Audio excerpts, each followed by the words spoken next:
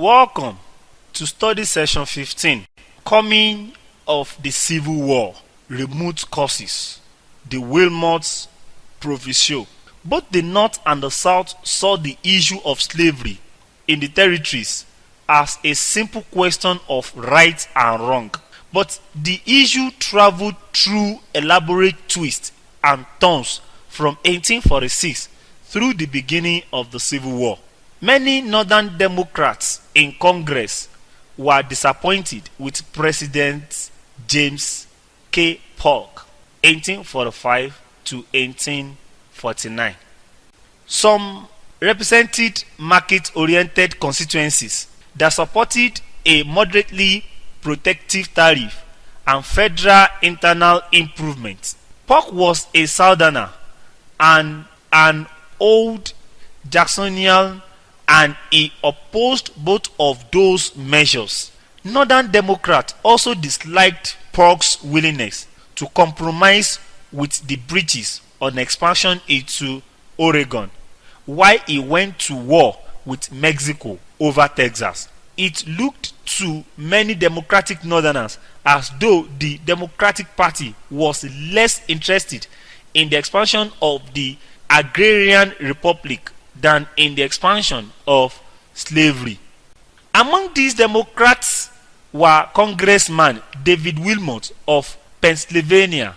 In 1846, during the war with Mexico, he proposed what became known as the Wilmot Proviso, banning slavery from all territory taken from Mexico.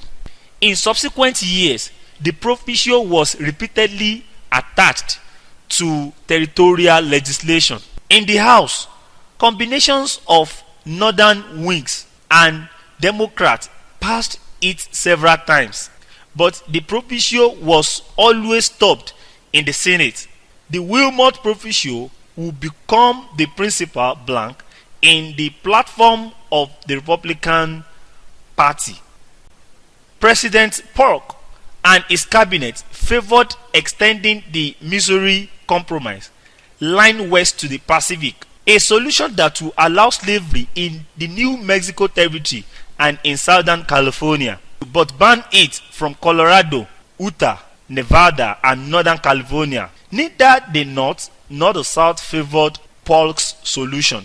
In 1849, President Zachary Taylor proposed allowing the residents of individual territories to decide the question of slavery for themselves, a solution that became known as popular sovereignty. Again, there was too little support, while the Wilmot Proviso stood as the extreme northern position. John C. Calhoun, a senator from South Carolina, stuck out an extreme position for the South. Slaves, he said, were property, and master could carry their slaves into any territory of the United States. The Compromise of 1850. Although no proposed solution was acceptable to all sides, the question of slavery in the territories could not be postponed. In 1848, gold was discovered in California, and thousands of Americans rushed to the region. The previous year, Brigham Young had led Mormon settlers to the Salt Lake Valley in what became the northeastern corner of the Mexican Cession in 1848. At the same time, slaveholding Texas claimed half of New Mexico. It was at this point that politicians proposed a series of measures that became known as the Compromise of 1850. California was admitted as a free state. The remainder of the land taken from Mexico was divided into Utah and New Mexico territories and organized under popular sovereignty. The Texas claims in New Mexico were denied. The slave trade, but not slavery, was banned in the District of Columbia, and a stronger fugitive slave law went into effect. These measures resolved the question of slavery in the territories in ways that tended to favor the North, then enacted additional measures important to both anti-slavery and pro-slavery forces. The compromise was less a permanent solution than an answer to an immediate crisis. It will satisfy neither section. One historian has called it the Armistice of 1850. The Fugitive Slave Law. The one element of the Compromise of 1850 that explicitly favored the South was the Fugitive Slave Law. A federal law of 1793 required that slaves who escaped to a free state be returned if the master could offer proof of ownership to a state court. The new law turned these cases over to federal commissioners, and it denied a captured slave the right to testify in his or her own behalf or to be tried before a jury. The law violated Northerners' notions of state rights. It infringed on civil liberties in the North, and it turned Northerners into direct participants in Southern slavery. Northern citizens, even those who had not previously opposed slavery, refused to support the law, while some hired fugitives or helped spirit them into Canada. 9 northern states passed personal liberty laws that forbade state officials from helping to enforce the Fugitive Slave Law. In 1852, Harriet Beecher Stowe published a sentimental anti-slavery novel, Uncle Tom's Cabin, as a direct challenge to slavery in general and the Fugitive Slave Law in particular. It sold 300,000 copies that year and 1.2 million by summer 1853. The Kansas-Nebraska Act. The Compromise of 1850 created a smoldering truce that lasted only a few years. By 1853, settlers had moved west of Missouri into what is now Kansas. Congress drew up legislation organizing the remaining federal lands in the Louisiana purchased in the Kansas and Nebraska territories. Under the Missouri Compromise, none of this land was open to slavery, but Southerners, along with 15 of 20 Northern Democrats in the Senate, organized the new territories under popular sovereignty. The new states could decide for themselves whether or not to allow slavery. The Kansas-Nebraska Act thus abolished the Missouri Compromise line and enacted popular sovereignty, a measure that was becoming the Democratic Party's answer to the question of slavery in the territories. Northern Whigs in Congress all voted against the act, leading Southern Whigs to leave the party and join the Democrats. At the same time, many Northern Democrats openly opposed the legislation. Thus, the Democratic Party shifted and became more overtly Southern, while Northern Whigs and many Northern Democrats joined coalition that in 1854 became the Republican Party, exclusively Northern and anti-slavery. Political parties were reorganizing along sectional lines. Bleeding Kansas. With the territory organized under popular sovereignty, voters would decide the question of slavery in Kansas. Anti-slavery settlers flooded the territory, and in response, pro-slavery Missourians moved in. When the elections were held for the territorial legislature in 1854, about 5,000 Missourians crossed the border to vote illegally for pro-slavery candidates. The resulting legislature legalized slavery in Kansas. Anti-slavery forces refused to accept these results, they organized a convention that wrote an anti-slavery constitution, and they elected their own legislature. While this controversy raged in Kansas, Charles Sumner, an anti-slavery senator from Massachusetts, gave an impassioned anti-slavery speech in which he insulted a number of Southern senators. He said that one of them, Andrew Butler, had chosen a mistress to whom he has made his vows, the harlot slavery. Congressman Broston Brooks of South Carolina was Butler's nephew. He was determined to punish Sumner's attack upon his family's honor. He walked onto the floor of the house, found Sumner at his desk, and beat him unconscious with a cane. White Southerners almost unanimously applauded Brooks, while Northerners ranted against Southern savagery. At almost the same time as the attack on Sumner, in May 1856, pro-slavery Kansans attacked an anti-slavery stronghold at Lawrence. In retribution, an anti-slavery fanatic named John Brown murdered 5 pro-slavery settlers in what became known as the Potawatomi Massacre. A small-scale civil war was being fought in Kansas. The Dred Scott case. At this point, the Supreme Court, with a Southern majority among the justices, tried to settle the problem of slavery in the territories.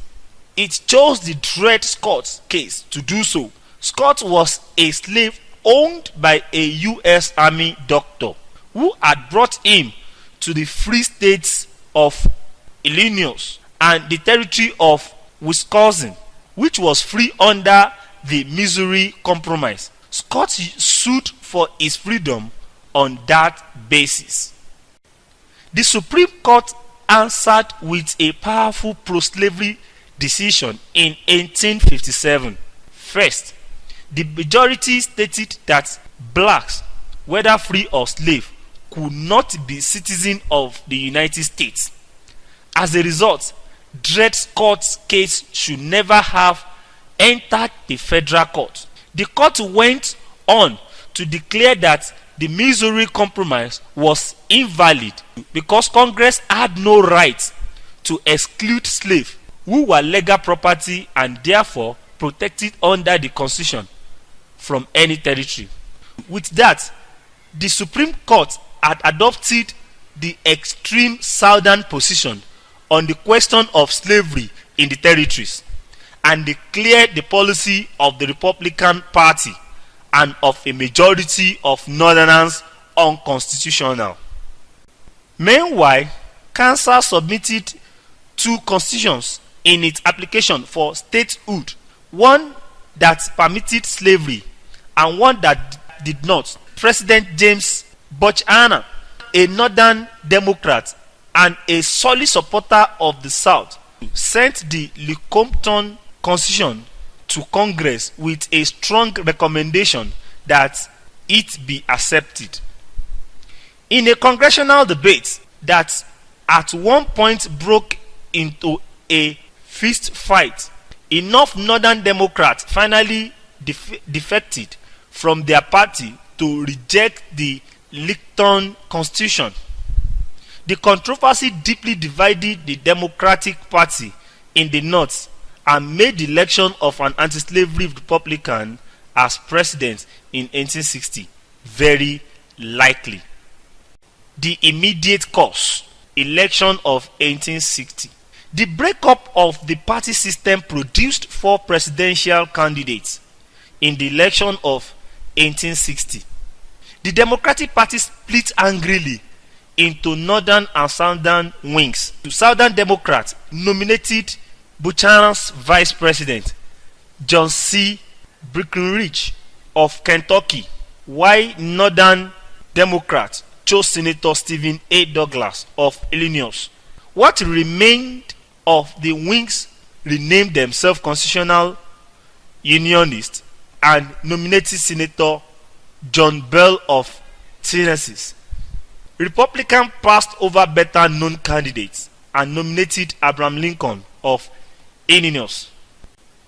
Lincoln had become known nationally when he staked out the Republican position on slavery in the territories and held his own in a series of public debates in a Senate race with Douglas in 1858.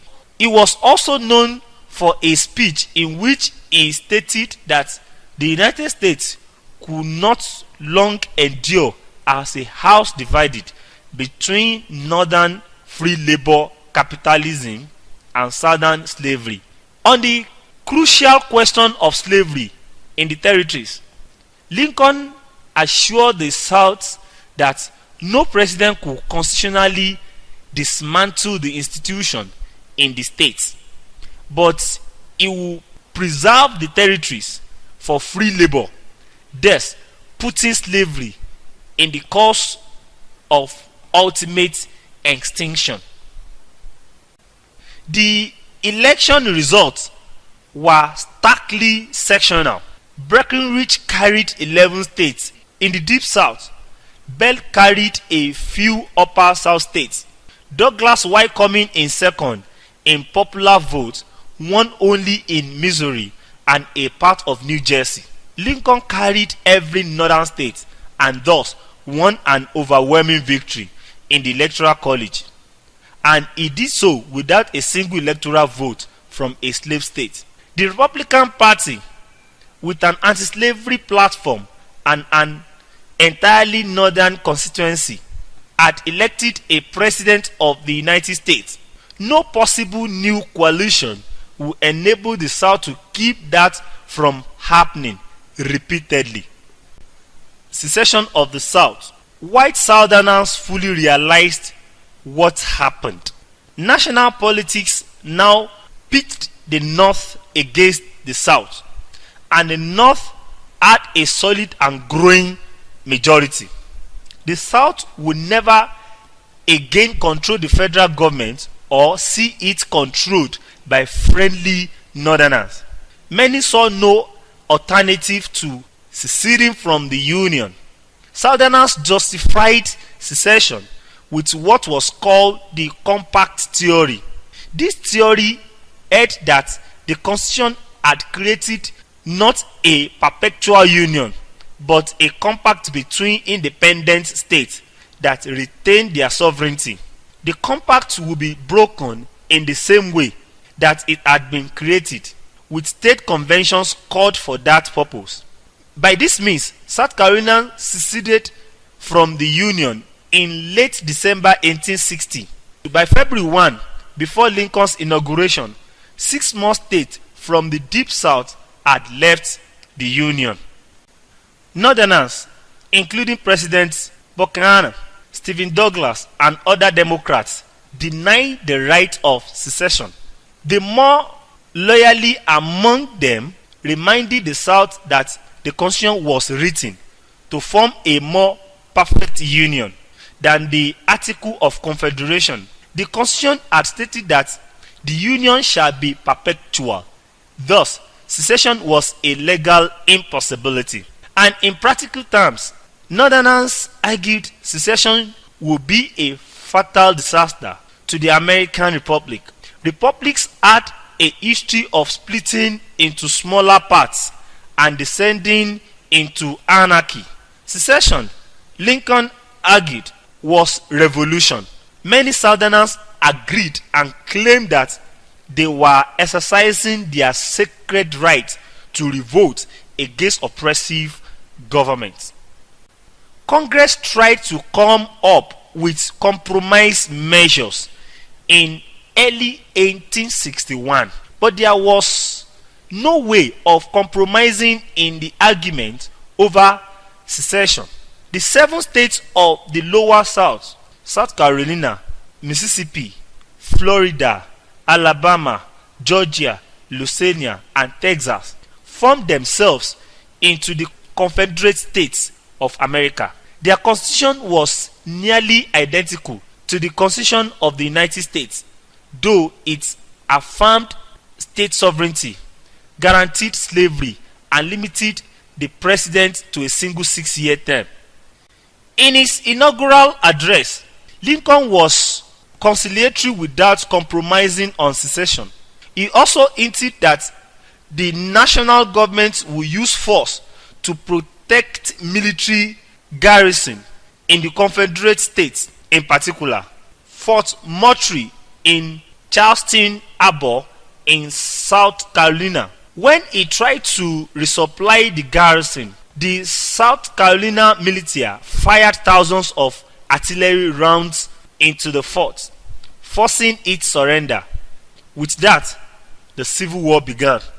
With the beginning of the war, Virginia, North Carolina, Tennessee, and Arkansas ceded and joined the Confederacy. Unionist legislative majorities kept the remaining slave states of Maryland, Kentucky, Delaware, and Missouri from joining the rebel states. Meanwhile, the western counties of Virginia ceded from the state when Virginia ceded from the Union and became the new state of West Virginia. Thousands of men from these border states, however, traveled south and joined the Confederate Army. The War and the Emancipation Proclamation. On paper, the North possessed overwhelming military superiority over the South. The North had a free population of about 22 million. The South had a population of 9 million, including almost 4 million slaves. The North was a modern industrial power. The South was overwhelmingly rural. The North possessed 9/10 of the nation's industrial capacity, 4/5 of its bank capital, and 3/4 of its taxable wealth. The North financed 60% of its war effort through the sale of bonds in its prosperous region. Its paper currency inflated by only 80% during the whole war. The South, on the other hand, had to finance the war by printing paper money that inflated 9,000% in 4 years. Yet, the South had advantages as well. To succeed, the South did not have to invade and conquer the North. The South had only to prevent the North from invading and conquering the Confederacy. In a similar situation during the American Revolution, the British had far greater military superiority over the Americans than the Union possessed over the Confederacy. But the British failed to subdue the American revolutionaries. Many predicted that the Union would fail as well. The South had only to prolong the war until the North gave up and went home. In addition, the South's economic backwardness was an advantage. Northern armies had to operate in hostile territory in which transportation and communication were very difficult. Finally, improved weapons, most notably rifled muskets that were accurate at more than 300 yards, gave a little advantage to enrich defenders over opponents who attacked them across open ground. Union soldiers did most of the attacking. Differing objective of North and South at the topography of the contested ground helped determine the nature of the war. In the West, Northern armies used the Mississippi and Tennessee River to capture Confederate territory and to control the river system. By the spring of 1863, the Union controlled all the Mississippi River except a Confederate stronghold at Vicksburg, Mississippi. That city fell in July and the Confederacy was cut in half. In Northern Virginia, however, the South defended land with Chesapeake Inlet and east-west rivers that the Union had to cross. In this theater, The South also had General Robert E. Lee, an almost mystical skilled commander who constantly outthought his attackers and forced them to assault him under bad conditions. On 2 occasions, Lee invaded Northern Territory. He suffered defeat at the Battle of Antietam in Maryland in 1862 and the Battle of Gettysburg, Pennsylvania in 1863. For the remainder of the war, he fought defensively. General Ulysses S. Grant took control of the Union Army opposed to Lee in early 1864 and attacked Lee that spring. In horrific battles at the Wilderness, Spotsylvania, and Cold Harbor, all in Northern Virginia, Grant took heavy casualties before trapping and sieging Lee at Petersburg, south of Richmond, Virginia. At the same time, Union General William Tecumseh Sherman marched from Chattanooga, Tennessee to Atlanta, Georgia. After a month-long siege, he captured and buried Atlanta. While Atlanta and Petersburg were besieged, Northern voters re-elected Lincoln in 1864 in an election that was regarded as a referendum on the war. The South had succeeded in avoiding defeat and in turning the contest into a war of attrition, but it had not, as Southerners had hope, broken the North's will to continue fighting. While Grant and Lee faced each other at Petersburg, Sherman left Atlanta and sought out across country to Savannah. Georgia destroyed everything in its path that was of military value and much that was not. Sherman then turned north, burned the South Carolina capital at Columbia, and kept moving into North Carolina before Sherman could join Grant. Lee's army fled Petersburg. Grant caught him at Appomattox and Lee surrendered at a cost of 360,000 Union dead and 260,000 Confederate dead. The United States had been preserved. The Emancipation Proclamation. At first, the Union and the Confederacy fought only over the question of secession. The leaders of both sides wanted to avoid talking about slavery, which all of them knew was the root cause of the war. Southerners did not present the war as a defense of slavery for 2 reasons.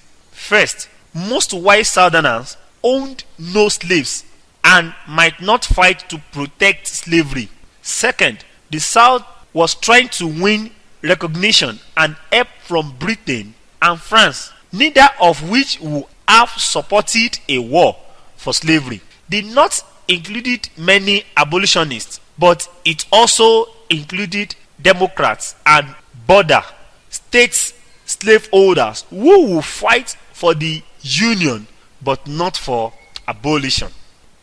As the war dragged on, however, even northern anti-abolitionists came to see slaves as a great economic and military asset for the South. Slaves grew most of the South's food and performed work that freed white Southerners for military service. At the same time, thousands of slaves made the issue of slavery unavoidable by abandoning their masters. Even those in the border states who were Unionists and fleeing to Union lines. Union Army commanders called these escaped slaves contrabands. As the number of contrabands grew, President Lincoln proposed a gradual compensated emancipation of slaves in border states. Lincoln hated slavery on moral grounds, but he could justify emancipation only as a military necessity in the war to save the Union. In the preliminary Emancipation Proclamation issued after the Northern victory at Antietam in September 1862, Lincoln declared that slaves in all states that remained in rebellion on January 1, 1863 will be forever free. The proclamation exempted pro-Union border states and part of the Confederacy already under Union occupation, and it was carefully worded as a measure to assist the North in preserving the Union. But it transformed the Union Army into an army of liberation, fighting to end slavery as well as to preserve the Union. Blacks confirmed their emancipation by enlisting in the Union Army. The North resorted to conscription in 1863 and gladly accepted volunteers from among freed slaves. Blacks were first used as support troops and were paid less than white soldiers. But beginning in 1864, they became combatants, serving at equal pay. In January 1865, Congress passed the 13th Amendment, which ended slavery forever. It was ratified and became part of Constitution in December 1865. Results of the Civil War. The Civil War finally established the United States as a nation state. Secession and the state veto power had been recurring questions from the beginning of government under the Constitution. Americans before the Civil War spoke of the United States as a plural noun. Walt Whitman, the great poet of the Union, declared in the pre-war years that the United States need poets. Since the Civil War, the United States has been a single noun. Thus, at the highest constitutional levels, the founders' Latin motto, E pluribus that is, from many, one, finally became a reality. However, the unification of the country went further than most Northerners had wanted. The enormous government debt incurred during the war followed the post-war occupation of the South, created a central government more powerful than even the most nationalistic Americans had imagined before the war. The many had indeed become one, but only under a national government that would have frightened most of the founding fathers. The Civil War had long-term economic and social results as well. The South was the theater of war, and the physical destruction of that region was enormous. White Southerners lost their plantation labor system and their huge investment in slaves. Egyptian and Indian cotton had entered world market during the war, and American cotton never regained its pre-war dominance. The South remained the poorest region in the United States for a very long time. The Northeast economic dominance was secured by the war, and though historians debate this point, the war seems to have spurred Northern economic development. Finally, the status of the Trans-Mississippi West was settled on Northern terms. In 1862, Republicans and Northern Democrats passed the Homestead Act, which gave free government land to settlers if they turned the land into farm. In the same year, Congress subsidized private companies that built a railroad from Omaha, Nebraska to Sacramento, California. The same Congress in the Maryland Grant College Act gave huge amounts of federal land to state government for the purpose of establishing state universities. Southerners had blocked similar bills for many years. With the South out of Congress, Northerners imposed their blueprint for Northern-style family farms, public education, and market society upon the West. Disfranchised groups often saw their positions improve as a result of the war. Irish and German immigrants had experienced the hostility of native-born Americans in the decades before the war. About 1 in 4 Union soldiers was an immigrant, and their help in defeating the South temporarily eased anti-immigrant feelings. Northern women saw new possibilities open up during and after the war. In wartime, they often took jobs previously done by men on farms and in factories, and thousands served in the Union Nursing Corps. Partly as a result, post-war women's political and reform groups were larger and more militant than the groups that preceded them. Finally, and perhaps most importantly, the Civil War was a watershed in the history of African American.